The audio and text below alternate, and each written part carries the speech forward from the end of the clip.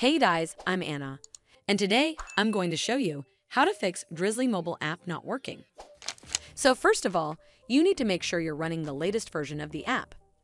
Open up App Store on your device, and then tap on this search icon in the bottom right corner.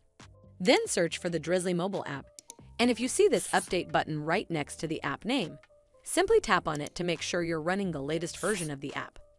But if you still encounter this issue, then you need to clear App Cache. Go to your device settings and then scroll all the way down to General and tap on it. Then tap on iPhone Storage. From here, search for the Drizly mobile app and then tap on it. Once you're on this screen, you need to tap on Offload App. Tap again to confirm. It'll take a bit for processing, and then a Reinstall button will show up. Simply tap on it to reinstall the app.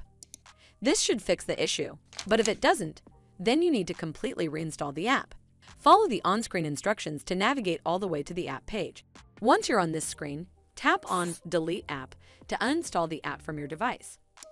Once uninstalled, you need to open up App Store and then search for the Drizly mobile app right over here in the search bar, and then click on this Get button to install it back on your device. Hopefully this will fix the issue, and if it did, then make sure you give this video a super thanks by clicking on this heart icon to help support the channel, and don't forget to hit that subscribe button. We'll see you in the next one.